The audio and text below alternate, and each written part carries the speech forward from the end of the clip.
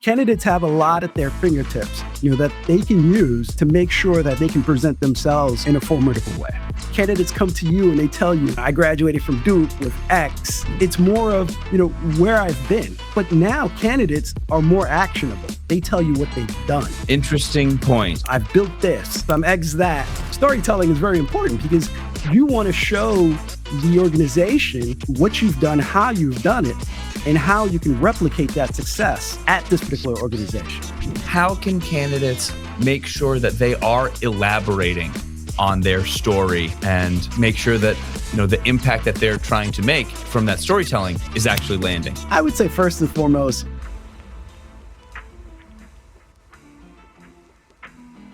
is it good enough to be a culture fit? Or should we be more concerned about culture ads?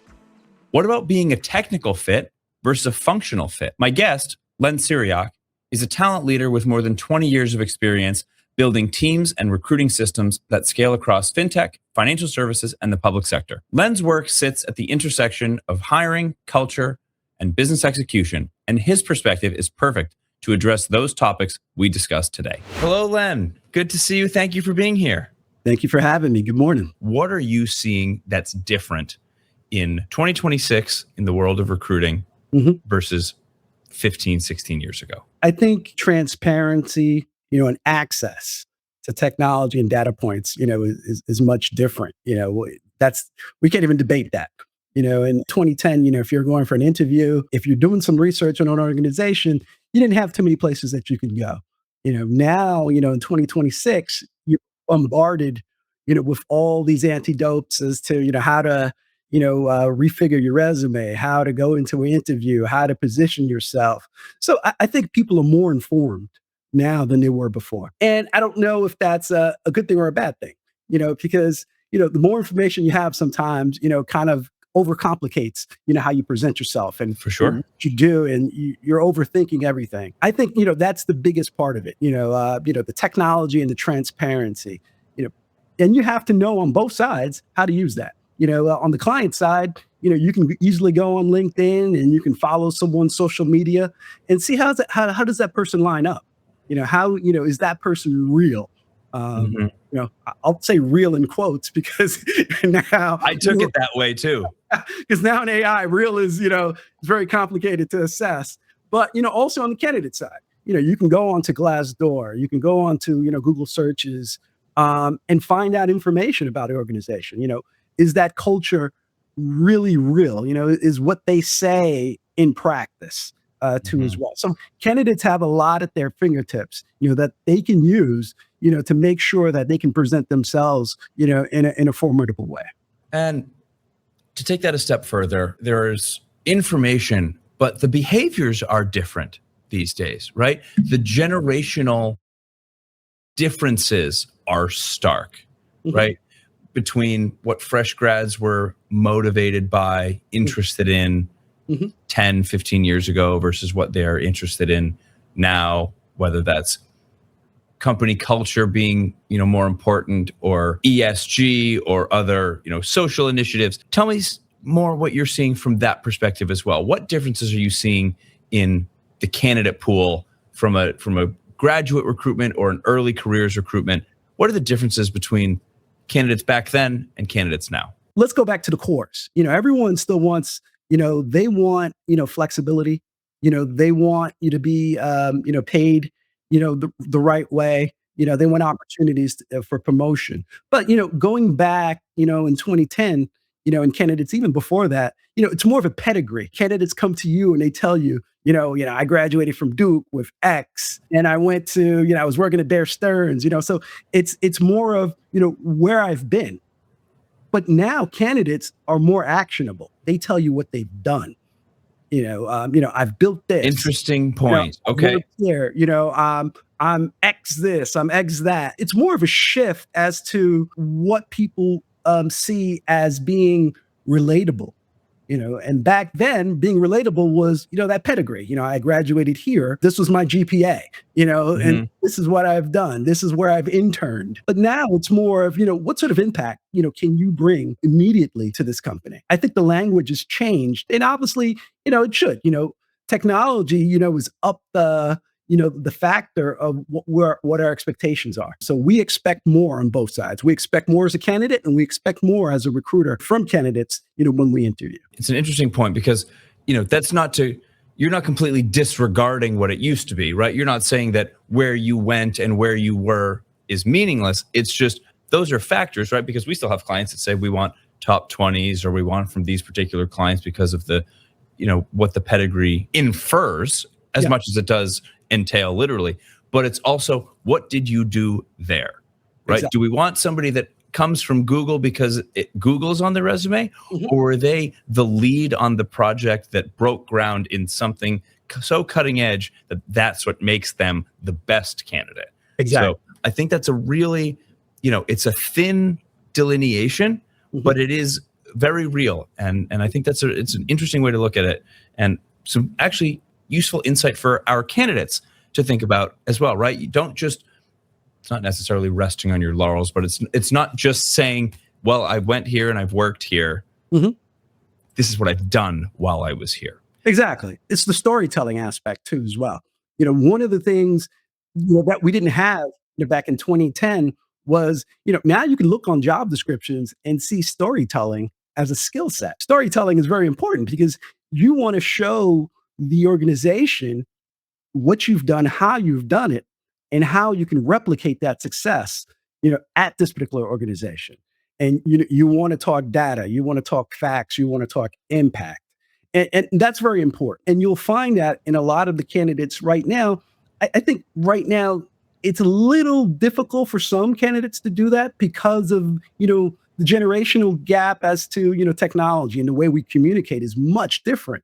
I remember 2010, someone can call you on the phone and pitch their resume to you. Say, they interviewed at this time, or, at this place. But Yes. we don't do that anymore. I don't know if your phone rings, as much as my phone doesn't ring. It's a big deal if my phone rings. Yeah. And half the time it's spam these days anyway. Exactly. So, people communicate now on email, Slack, and those messaging options are short and distinct, right? So it's not a long sentence. It's not a long introduction. There's a lot of inference that has to be made in those conversations. Back in 2010, it was a full conversation. You did your introduction, you spoke, and that was who you are. But now you get communication in short spurts. You'll get it in on LinkedIn posts, you'll get it on IG, TikTok, or whatever it is, but it's not a full understanding of who and what that person is. But we can infer what that conversation is. But when it comes time for that candidate to sit in front of someone, I think a lot of times, we see a disconnect in there. They know what they want to say, but it's hard to get it out in the right, distinct manner. We always talk about, the STAR process: situation, task, action, results, always following that so that you can stay within line. But, what I see in the younger candidates, oftentimes you got to pull things out of them because they don't really know, what you want to know.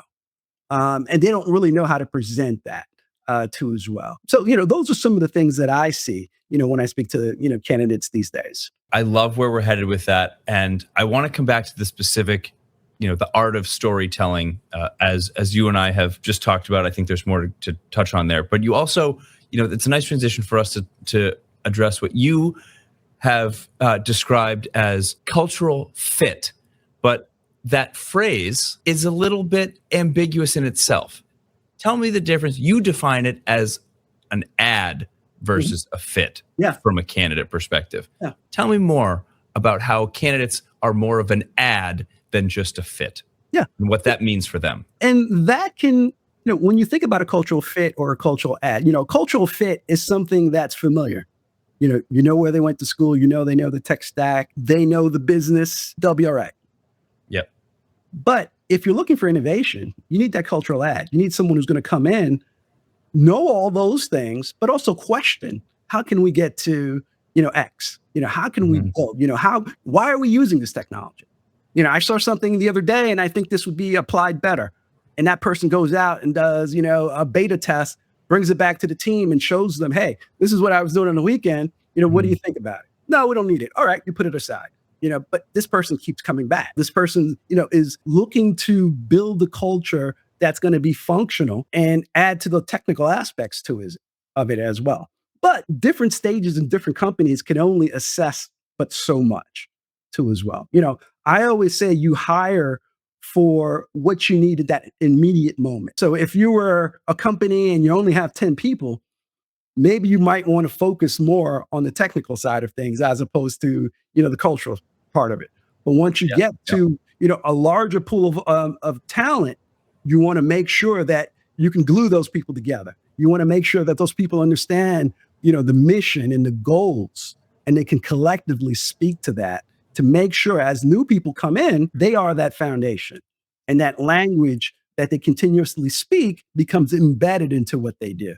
I always say that anytime you go to different companies, people always have phrases, that they use constantly, in the company. Yes. And that always shows that, hey, there's some sort of culture in there. I was working at one company and they always said amazing. They would say it in person, amazing. You get an email from them, amazing. So and it was a common term that they used, little, but it showed that people brought into, that sort of culture, very small, but it's something that resonates, with them, and certain acronyms and terms that would constantly be used. If you're going to use that term and acronym, you better know what it's about. That's what the important part, when I think about cultural ads as opposed to a cultural fit, that ad is always going to be that much better. I love that perspective. And there's so many different traits and factors that come with it, right? There's the disruption piece, there's the innovative piece, there's the outside the box, and these are all related, right? But there's the forward thinking piece. It just means that you're trying to develop and enhance the platform that you have rather than just put everybody into the existing platform and fit everyone in a sandbox. Exactly. And I just think it's a really, to me, if we're thinking about the audience of hiring managers and candidates alike, right? There's something there for both sides, right? If you're a hiring manager, is this person a cultural fit, and are they a cultural ad? And if you're a candidate, as you're interviewing, how can I ask questions? How can I understand what the culture is so that I fit in, but also, is this a place where I can be a cultural ad? And how can I, as we mentioned earlier, tell that story that makes me the cultural ad? Exactly. And part of that, I always say sourcing is not the problem. It's clarity, clarity on both sides. Candidate being clear as to, who they are and what they want to accomplish in their career, in the organization, as far as presenting themselves in a way as to, not giving rhetoric. I always say, this rhetoric of culture. They say they're transparent. You get into the, the work situation and there's no transparency. So it's being able to follow through on what you say you are on both sides, right? And putting those things together. Generational gaps in working with different generations, it's not about creating different pockets for each generation. It's just creating, them. Yeah, it's weaving them, but weaving them on standards. Yes. The organization, right? You're one of the things I always say is that everything is not for everyone. So you can think that, hey, I'd love to work at Google. You get to Google and you find out it's not for you. The environment, maybe the work, it just didn't meet up to your standards. On the flip side, there's somebody who's sitting next to you. They love it, and that's for them. So you always have to understand that and know where to cut your ties on both sides too as well. But in order for you to get there, you have to have that understanding of who you are and where you'll fit, your persona, your personal candidate persona. How do you present yourself? Who are you? And can you stand up to who you say you are too as well? And that goes for the organization too as well, on both sides. 100%. And that leads to something else that, again, in this general theme, being a functional fit or ad versus a technical fit or ad, right? Can you do the job well? And maybe you're not making any friends or you're not collaborative. You're just sitting there and you're doing the job well because you can meet the technical bar, but that's not everything, right?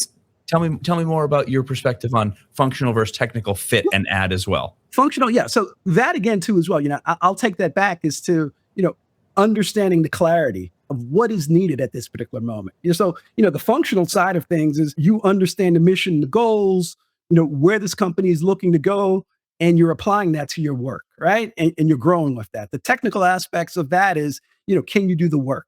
Do you understand the coding? Do you understand, the data that's in front of you and execute that? But, going back to the functional is that, can you do the work here? A functional person, you can do, different work, but do you want to do it here? And I always feel that, depending on the need of the team, both of those skill sets are equally important. If you can get both, that's great. If you can get one or the other, then you have to assess, what does the rest of your team look like? Can Right. this person, be that add that you need to grow the team?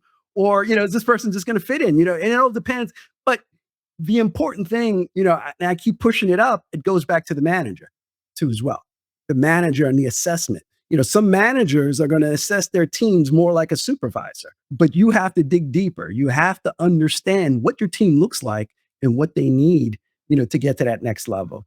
So going back technical functional fit, it depends on the maturity of the organization and the maturity of what you're trying to do. But, what can you teach, and, what can you wait for to mature, within the organization, is important. But that all goes back to assessing that candidate too as well. I love this. We're creating a nice little narrative here, and it's flowing really well. Which brings me to my next point in question: impact. We've alluded to the various ways candidates can make an impact, where they can fit in, Mhm.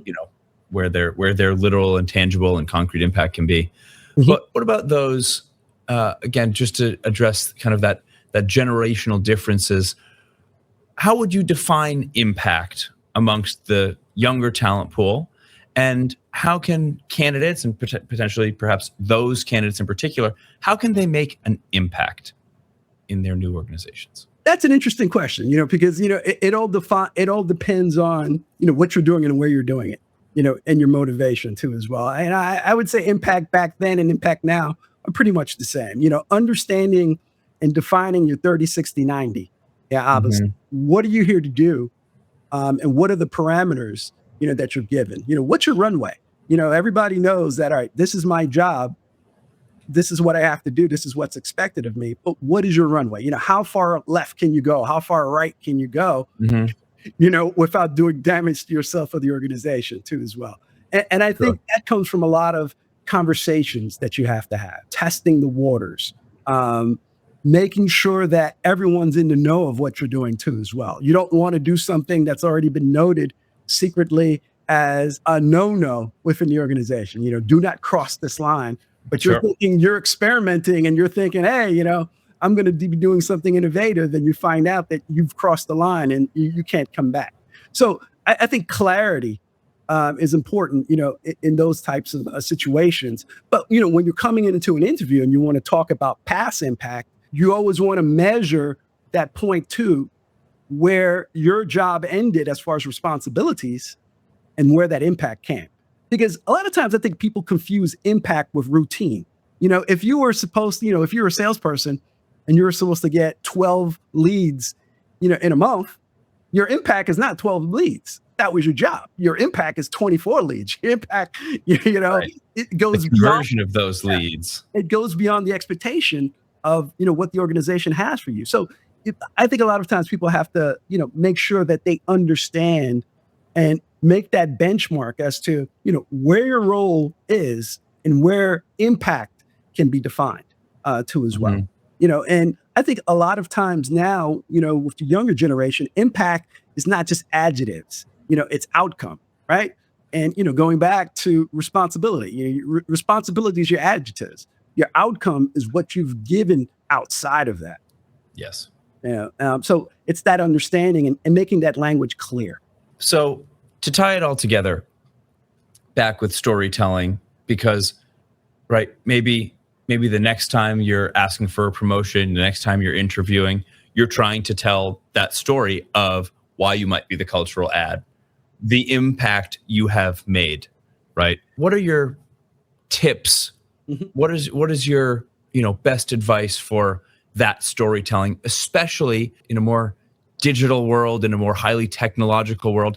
in a more short attention span of technological communication world, right?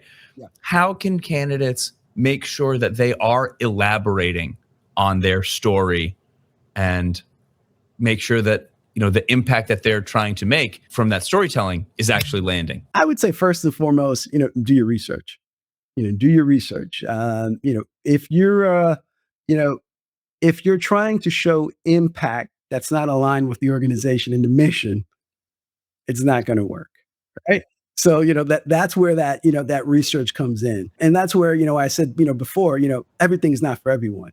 You know, Mhm. I think first, before you can show that impact and tell your story, you got to make sure you have the right audience, because you can tell your story to everybody, but if it doesn't relate to them, there's no impact there too as well, right? So make sure you're aligned with the company's goals, the initiatives, and you can show where you can add that impact. An example would be technology.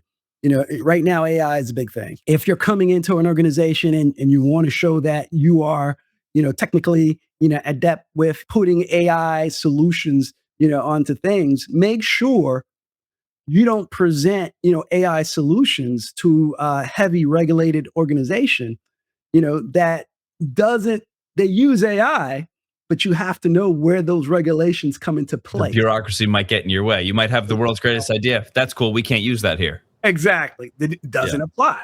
So that's where the data and the research comes, into place. So understanding those types of things and understanding, your audience. You're not going to present that to the CFO. You want to present that to the CTO. Maybe you want to present that, to the COO. But you want to make sure you have all your ducks in a row, you've done your research, and your numbers align too as well. You don't want to go in and say, yeah, I hired a full staff by myself, in 6 weeks, because that's impossible. So you want to make things real, but you also need to align your data with it. And what about the personal or interpersonal skills with regards to storytelling? Do you find that when you're interviewing and onboarding potential candidates, do you find that those skills are different from 2010 again, let's say? Do you find that the communication styles are different? Do you find that the storytelling is lacking or different from before because of the technological or social media impacts on a younger generation of candidates? Or Not so much. I think okay, that's good. yeah, we all come from a different, perspective, of things. And what I see, from candidate to candidate, and obviously the different levels of candidate too, as well. You know, Sure. I think it's all about expectation and experience too, as well. So experience brings knowledge, and you're gonna speak to some people, who are introverts. You're gonna speak to some people, who like to talk. But it's trying, I think a good talent recruiter, a good manager, a good interviewer is going to, try to bring out those things that need to come out.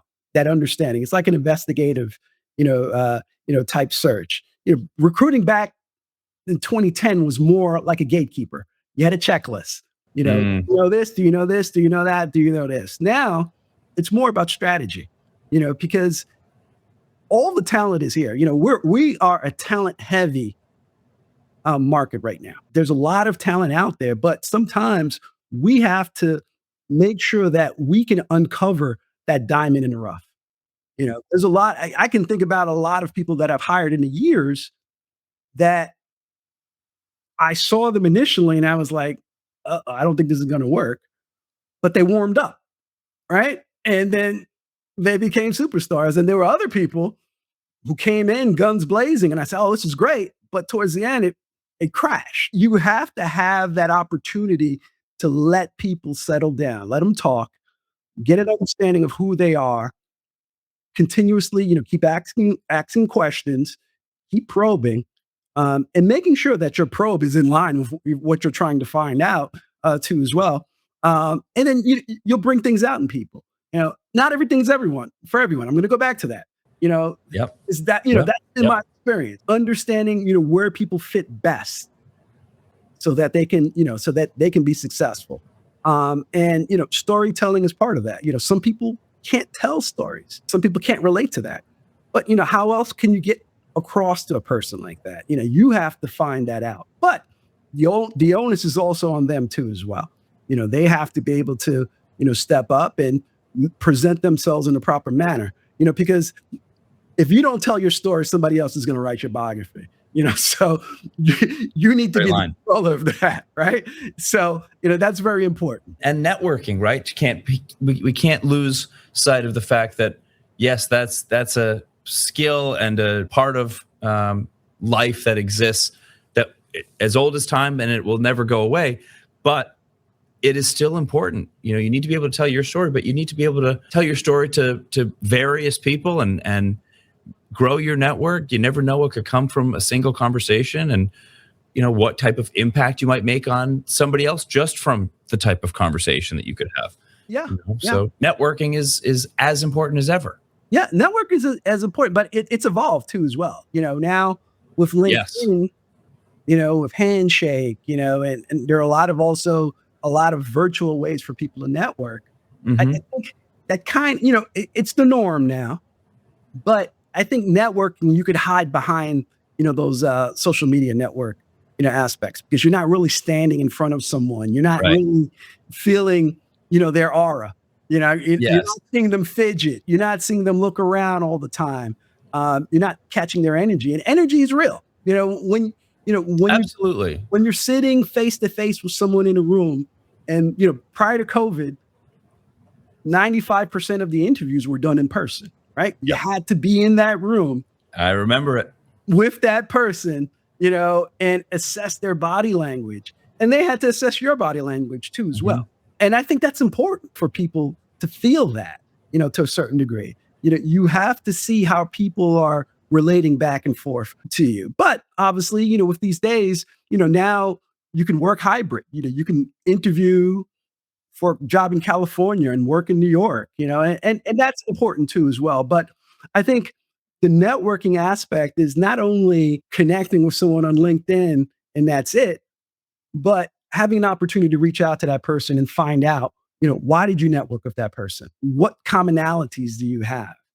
What sort of information can you share, as opposed to when you really need a job, that's when you reach out to that person. Yes. Yes. At this point, right? Like anyone could say their network is thousands of people because you're connected with 4,000 people on LinkedIn. Yeah. Or, in our business, well, we work with 80 different, an individual consultant might work with 80 different hiring managers. So all of those 80 hiring managers or recruiters are in their network.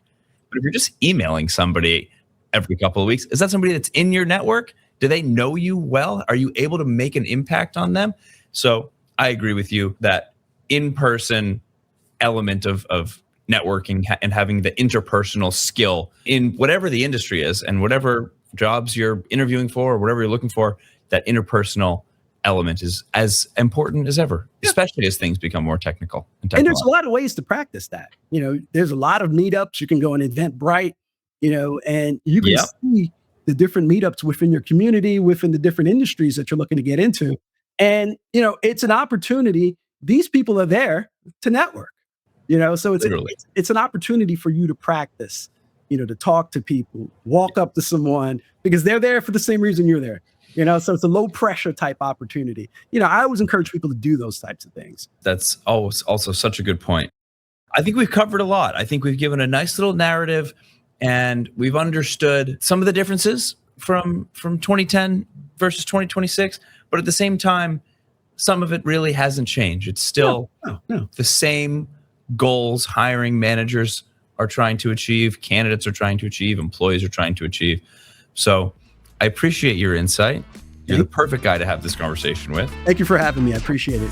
That's all for today's episode of Searching Smarter. If you found this conversation valuable, be sure to subscribe so you don't miss an episode. Until next time, keep searching smarter.